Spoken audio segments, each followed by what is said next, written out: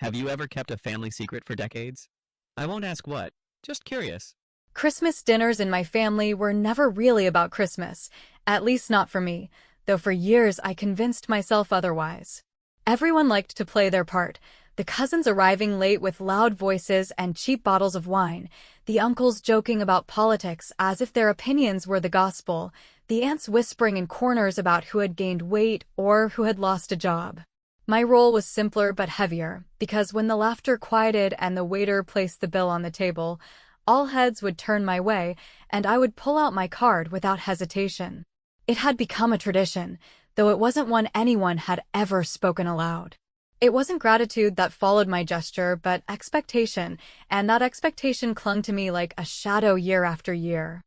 When I was younger, it felt like a form of belonging, like paying for everyone's feast was my ticket into the warmth of family. After my divorce, when I had the kind of career that kept me financially steady, I leaned into that role even more. They would sigh dramatically when menus came, mutter about prices, and then order the lobster or the ribeye, always with another round of cocktails. I'd smile, make a joke about spoiling them, and sign the receipt as if it didn't sting. The truth was, I told myself it was easier to buy my way into their affection than risk being the odd one out again, the childless, single woman who had too much time for work. If I covered the check, no one could accuse me of being selfish. At least that's what I used to think.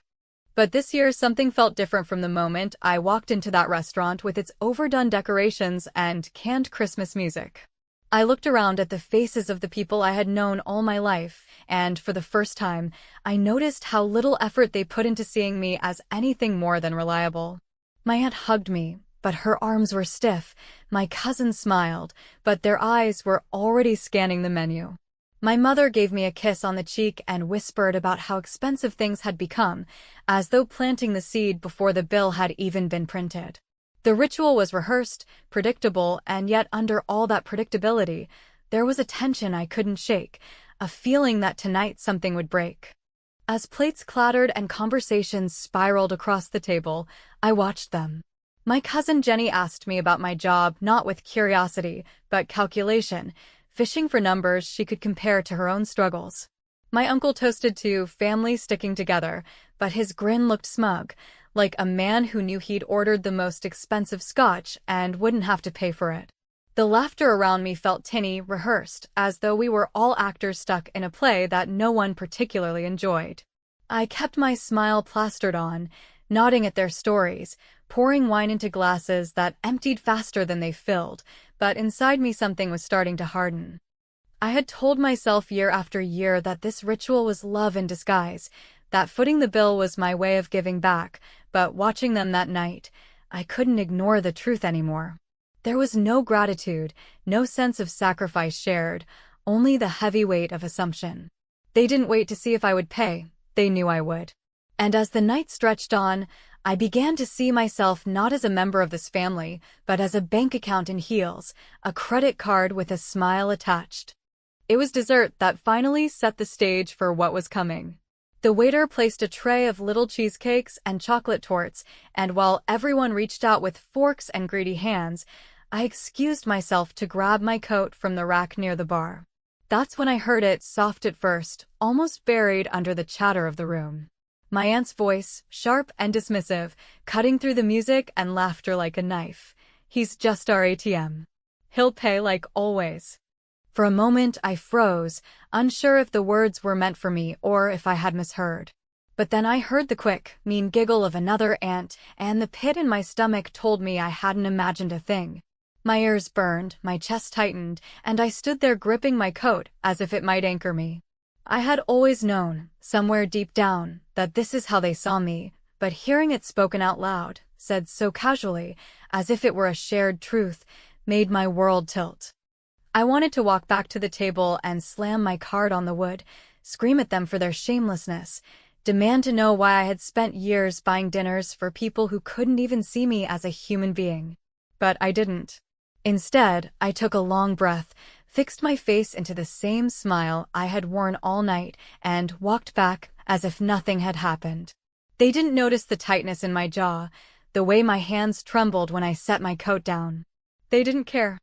I poured myself another glass of wine and raised it with the rest of them, listening to my uncle drone on about interest rates and Jenny complain about her boss. All the while, my mind replayed my aunt's words over and over, each repetition carving deeper into me. I smiled, I nodded, I laughed when appropriate, but inside I was done. The ATM had heard enough.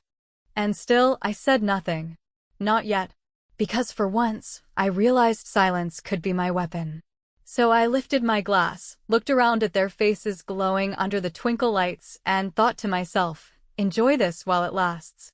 I sat back down with the same pleasant expression I had worn all evening and let the noise of the table swallow me. Yet beneath the practiced nods and polite laugh lines, I was sifting through years of memories like receipts pulled from a wallet. Remembering every time someone had clapped my shoulder and called me a lifesaver, every time a joking "you're the best" had floated across the plates like a napkin tossed aside, because in those moments I had accepted praise as payment and convinced myself it was enough, though now, with the word ATM still ringing in my ears, the bargain felt ridiculous, like buying a velvet ribbon for a cage and calling it decoration. I watched my Aunt Linda, with a neat bob and the holiday brooch shaped like a bell, lean in toward my mother to gossip about someone's new car, while my cousin Jenny traced her finger down the dessert menu as if she were reading rolling credits she deserved to star in, and I understood that I could not simply blow up the evening and storm out, because that would make me the villain of a familiar family story, the dramatic one who made a scene. So if justice was going to arrive, it had to arrive wrapped in manners and tied with a bow that looked so harmless no one would sense the blade beneath it until their fingers met the edge. I let the table's conversation drift across me as I took small sips of wine and asked Jenny about her project, the one she had mentioned in a text as a way to pivot careers. Listening as she gave me a speech about how hard things were and how this city punished people without connections, then pausing just long enough for her to attach the soft plea I knew was coming. The sigh about student loans and the price of groceries and the subtext that sounded like a church bell, "You can help, you always help." I made sympathetic sounds and asked questions that sounded supportive while gathering clues about who at this table depended most on the myth of my inexhaustible generosity, and as I watched my aunt's eyes sharpen when the waiter passed,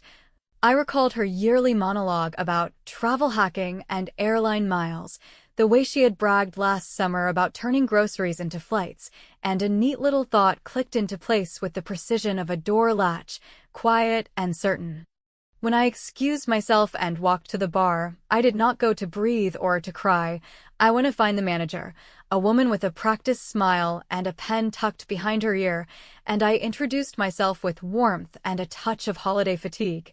telling her we were a large family table that returned each year, that we loved the food and the service, and that my aunt, who adored travel rewards and never stopped talking about them, had been buzzing all evening about getting the points for tonight's dinner, after which I asked the simplest question in the world, the kind that lives entirely in tone. If we started a tab on her card so she gets her miles, could we still split items by seat if needed? Because some of us might settle our own little extras, and she would absolutely love to brag about how many points she racked up. The manager, accustomed to group dynamics and the way holiday tables can be both tender and explosive, nodded with that specific hospitality understanding, said it would be no trouble at all, and asked me to point out my aunt so the server could handle it discreetly and cheerfully, which I did with an airy comment about how Linda had earned the spotlight this year. Back at the table, I waited for the right breeze to lift the sail, and it came when Linda pivoted the conversation to her January getaway and launched into a proud explanation of stacking bonuses and transferring points, with the cousins nodding the way people nod at a magician who keeps producing scarves. So I laughed at the perfect moment and said that I had just told the manager my aunt should get the miles tonight, because nobody works those programs like she does. And the way Linda's face lit up, half vanity, half victory, nearly made me laugh out loud, because she was trapped by her own performance and had no choice but to beam and chirp that yes, of course, that would be fabulous, she would love that. And didn't I think it was smart to get something back for money one was spending anyway? The server, right on cue, slid in with a soft, wonderful idea and requested a card, just to open the tab for rewards, and Linda, proud as a peacock and unable to resist the spotlight she believed was hers by right, produced her glossy travel card with a flourish that could have sold tickets. For the next hour, I watched a small miracle unfold, the kind only visible to the person who set the gears in motion, as the table did what it always did, ordered another bottle, upgraded sides, suggested the fancy coffee drink someone had seen on a TikTok recipe. Yet every indulgence now glided invisibly onto a current that led not to my wallet, but to the precise destination I had chosen. While I smiled and asked the waiter about his shift and made sure the bread kept coming, because there is a particular pleasure in treating people well while declining to be used by them, and that pleasure begins to taste like freedom once you stop apologizing for it. Jenny leaned over, as I knew she would, and asked in a low voice whether I thought the restaurant would mind if we added a few gift cards for teacher presents to the bill, and I told her I was sure the restaurant would be delighted, then tilted my head toward Linda. You should ask Aunt Linda. She's getting the points tonight, and watched the quick calculation flash across my cousin's face, followed by the smallest grimace, a hairline fracture in the mask of entitlement that had fit her so comfortably. I could have ended it there and let the evening flow toward its inevitable moment, yet I wanted something cleaner, a small, precise cut that would not bleed too much. So when the server returned with the fancy coffees and a timid question about whether to apply gratuity to the table automatically or leave it to us, I turned warmly to Linda and said that she had always been the most generous tipper and that I admired the way she valued service, and I asked the server, with bright sincerity, to place the gratuity at the top end because my aunt believed in doing the right thing, which left the room briefly silent and then flooded with a chorus of approving noises that were far too late to help her. The card remained in the server's hand, the tab remained open in her name, and the evening sailed on as if nothing unusual had occurred, except that a clock had started to tick in the corner of the room, audible only to me. A soft metronome counting down to the moment when the performance would end and the bill would appear like a curtain falling.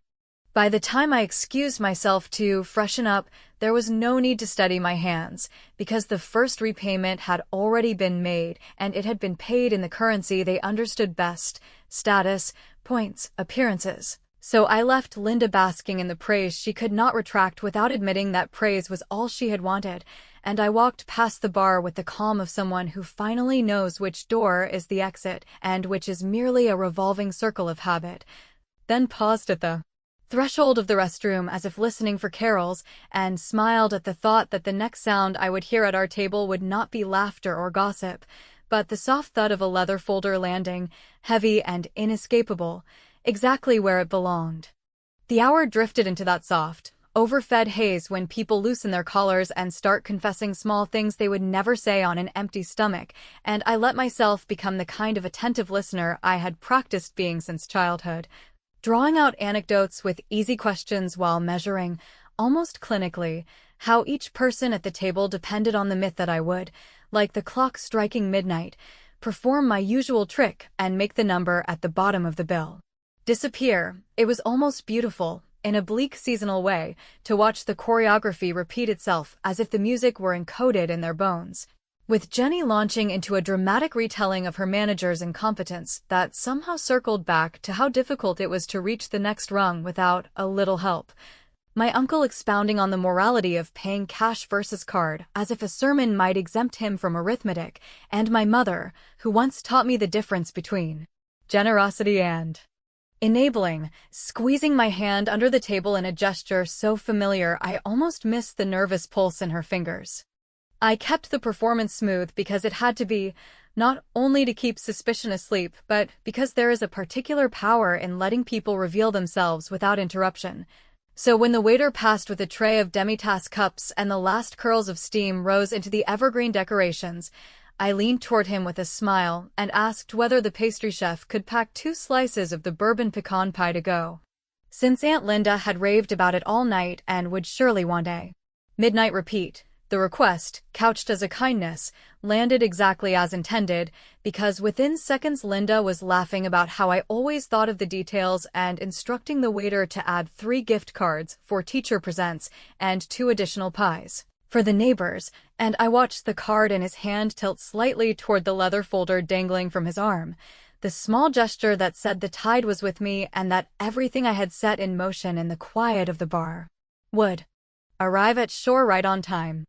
There is a flavor of guilt that tastes like old tinsel, metallic, nostalgic, faintly embarrassing, and it brushed my tongue when my mother asked whether I was sure I was doing all right. Her eyes traveling over my face with the careful caution of someone who has learned to read weather before the storm hits, and I told her I was fine because in a way I was, not happy and not vindicated and certainly not light, but coherent at last.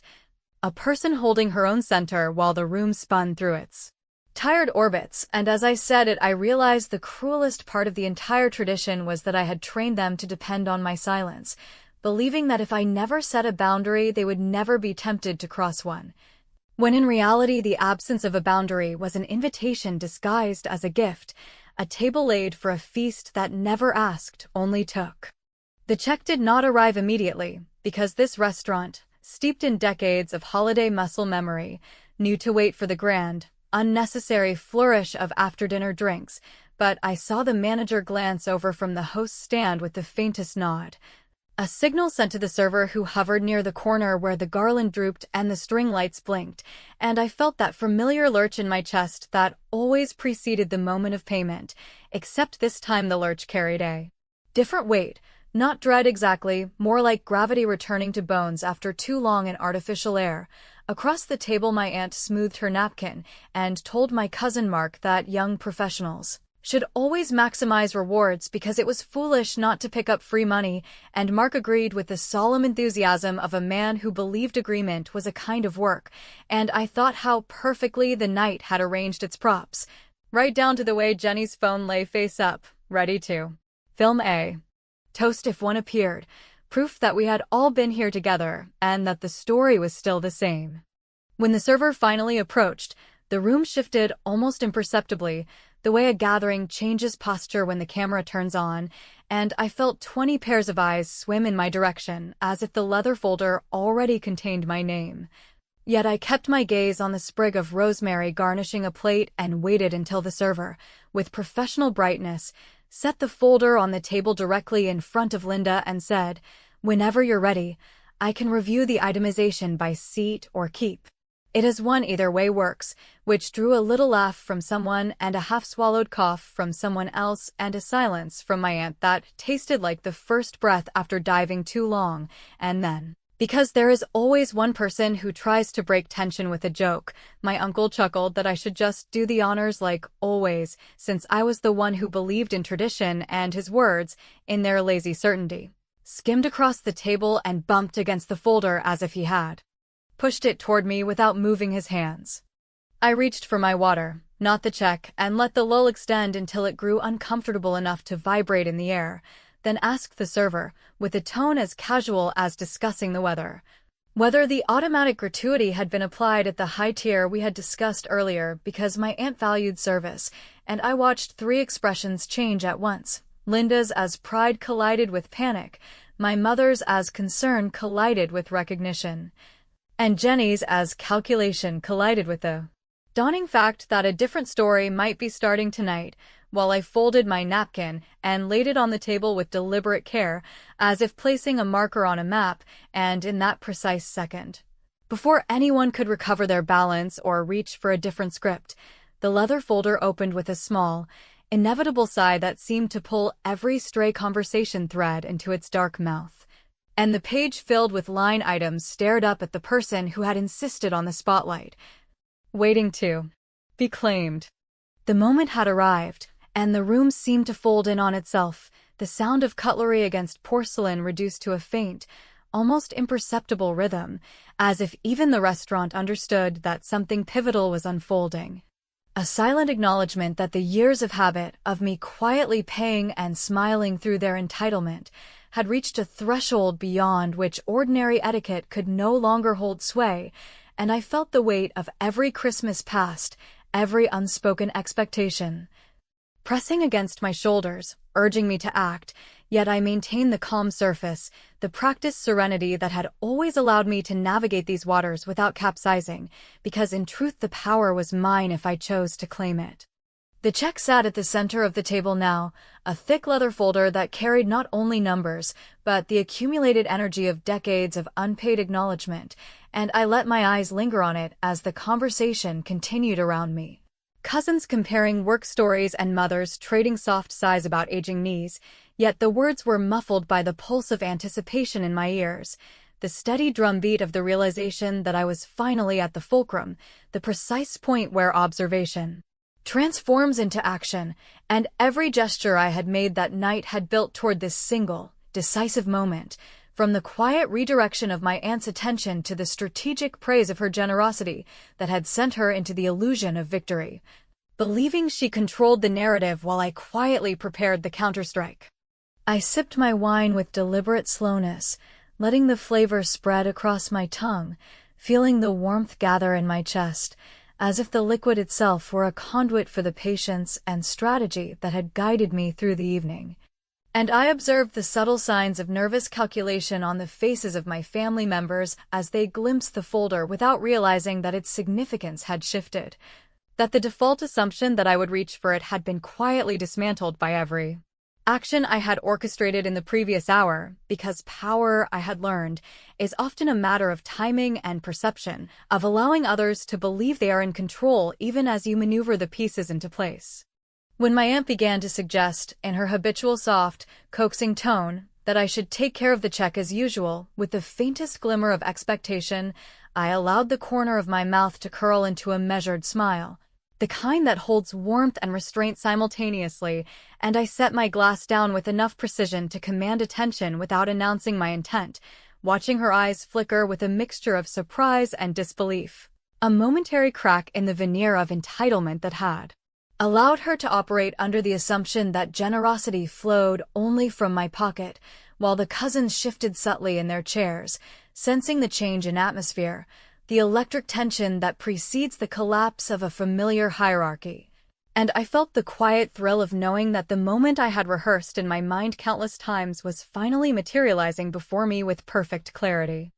I stood, rising in one fluid motion, smoothing the front of my dress as though adjusting a uniform for ceremony rather than confrontation, and as the chair scraped softly against the polished floor, I felt all eyes settle on me. The collective breath of my family momentarily held in suspension, and I allowed my gaze to sweep across each face, noting the subtle micro-expressions of panic, calculation, and unspoken accusation, and I spoke, my voice steady and clear, carrying just enough resonance to claim authority over the moment without aggression, and I said the words that had been rehearsed in my mind, not in anger but with precision. A single declarative statement that would invert the expectation that had been cemented over years of holiday dinners and unchallenged patterns. Your turn. The silence that followed was thick, palpable, as if the room itself were grappling with the audacity of the statement, and I remained standing, composed, letting each individual absorb the impact in their own way, seeing the subtle shift in their posture. The quick glances exchanged across the table, the faint flush of embarrassment that betrayed their realization that the dynamic had shifted irreversibly, and I could feel the tension settle around me like a cloak, heavy yet satisfying, a tangible acknowledgement that the routine had been disrupted and that for the first time in decades, I had reclaimed the agency that had been quietly eroded by their assumptions. While my aunt stammered, searching for a lifeline in her habitual manipulations, and the cousins blinked as though their scripts had been torn from them midline, I allowed the moment to expand, to stretch across the polished table and through the flickering candlelight. Because every second I remained composed reinforced the lesson that generosity is not ownership, that politeness does not require submission, and that the assumptions of others can be dismantled by the simple, unflinching assertion of one's own boundaries. And when I finally lowered my eyes to the folder without touching it, leaving the responsibility unclaimed and the realization to settle like sediment in a glass, I felt a quiet satisfaction, the kind that comes from executing a plan with precision and a sense of anticipation for the reverberations that would follow, because the story of this Christmas, the one I had orchestrated in subtle, deliberate movements,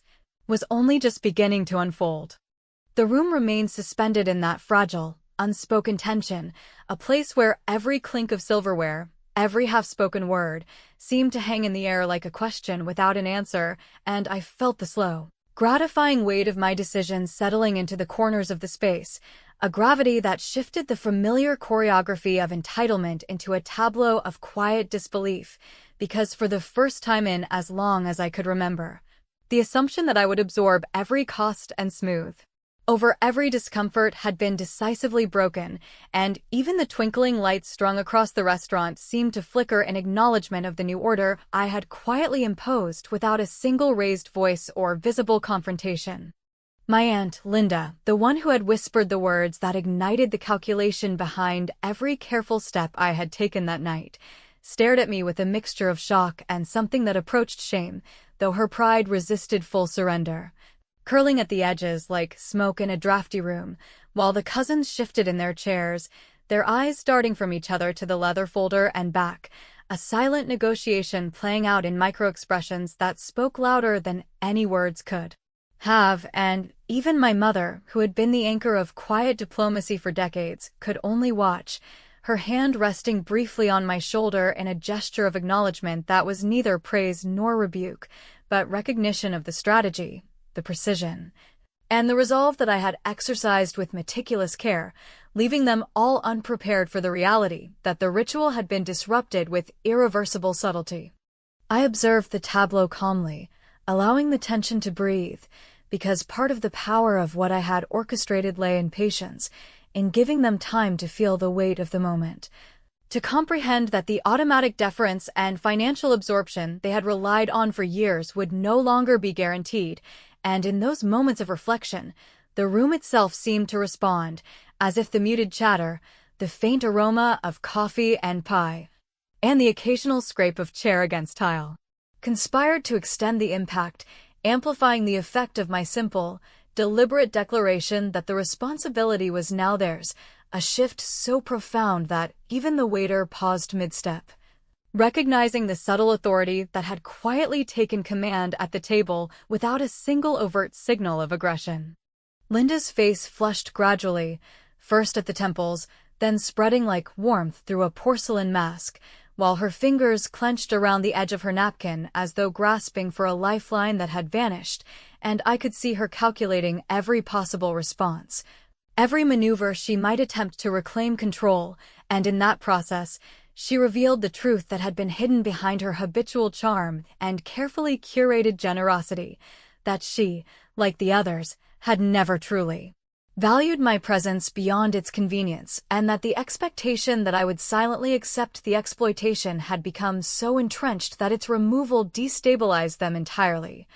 leaving a silence that stretched beyond discomfort into a quiet reckoning that was at once liberating and terrifying in its intensity. Jenny, usually so quick with her witty commentary and casual interjections, found herself uncharacteristically still, her eyes wide as she took in the scene and processed that the narrative had shifted without warning, while Mark, seated at the opposite end of the table, swallowed and looked down at the folder with an expression that suggested he had not previously considered the possibility that someone might challenge the assumptions he had grown up believing to be unassailable, and, through it all, I remained standing, poised, my body language unyielding, my gaze sweeping across the room, noting every tremor of unease, every subtle recalculation. Because there is a rare satisfaction in watching the invisible scaffolding of entitlement crumble under the weight of one deliberate, patient choice. I lowered my eyes only once, enough to let the folder rest at the center of the table without touching it, leaving the responsibility in their hands, and in that moment, I felt a clarity I had never experienced, a sense of control and self-possession that exceeded any satisfaction money could provide, because the act was not about punishment, but about acknowledgement, about demonstrating that my patience, generosity, and presence were neither unlimited nor to be taken for granted, and as I turned toward the door, adjusting my coat with deliberate grace, I caught one last flicker of realization in Linda's eyes, a silent question that she could neither answer nor escape. What had she lost in assuming that my compliance would always be available? And what would she do now that it was not? Walking out into the cold air, leaving behind the warm glow of the restaurant, the laughter that had returned to hollow volumes, and the silent calculations of my relatives, I felt a liberation that was profound precisely because it was quiet. Because it required no further explanation, no confrontation, only the simple, undeniable assertion of my own boundaries and my refusal to be reduced to a role I had never agreed to play, and even as the night carried me down the street, past carols, muffled by snow, past lights reflecting off frosted windows, I knew that the echoes of this Christmas, the ripples sent across the table in a single, decisive moment, would linger in ways they could not fully predict, leaving me with a sense of satisfaction and ambiguity, a quiet contemplation of what family, loyalty, and respect truly mean when the assumptions we live by are challenged, and the story ended not with a flourish, but with the slow, deliberate certainty of someone who had reclaimed their own life without needing to justify it to anyone else.